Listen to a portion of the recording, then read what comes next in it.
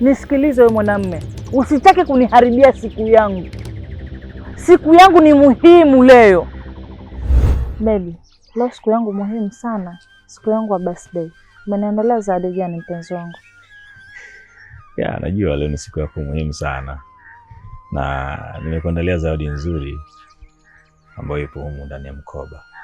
Zawadi ambayo nimekuletea leo ni zawadi ambayo itakufanya kila muda unikumbuke. Lakini pia ni zawadi ambayo inakwenda na thamani yako.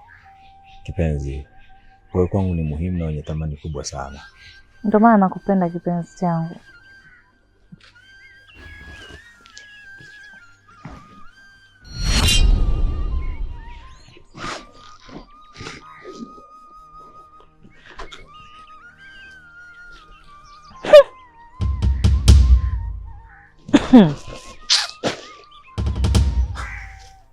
Zawadi gani hiyo?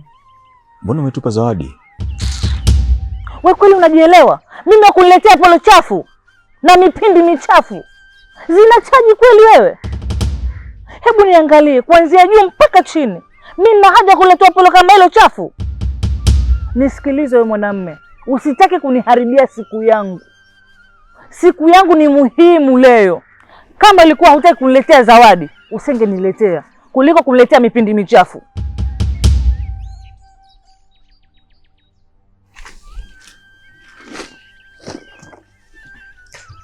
Waswahili wanasema usilihukumu jalada kama hujakisoma kitabu. Umehukumu jalada kabla ya kusoma kitabu. Ndani ya mkoba huu ambao unahisi wewe hauna thamani, kuna zawadi kubwa sana. Na zawadi hii nimekuandalia takriban mwaka mzima napambana kwa ajili yako. Ili siku yako hii muhimu na adhimu nikupe kitu ambacho at least utafurahia.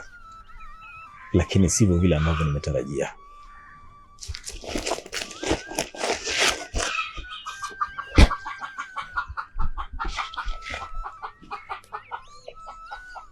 Nilikuandalia maua nikiwa na maana ya upendo wa dhati ambao umejengeka moyoni mwangu. Lakini pia haitoshi, nimekununulia na simu. Hapana, umedharau zawadi yangu. Kikubwa zaidi ya yote ni kwamba ndani ya mwaka mzima nimechanga pesa kwa ajili ya kukupa wewe. Mwisho wa siku zawadi yangu unaishusha thamani na kurembea. Amna kipenzi, nisamehe, nilikuwa nakutania tu. Sio, najua mimi siwezi kwako. Leo umenidhihirishia kwamba wewe sio mke, bali ni mwanamke tu wa kupita njia. Hujui thamani gani ambayo nimekupa ndani ya moyo wangu. Hujui nini ambacho nimekiandaa kwa ajili yako.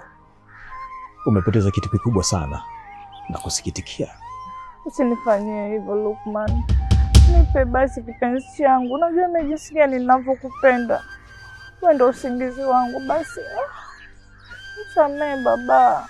Yote haya nimefanya kwa ajili ya kukupima tu. Na namshukuru Mwenyezi Mungu amenidhihirishia kwamba wewe sio mwanamke sahihi kwangu. Nakushukuru. Happy birthday to you.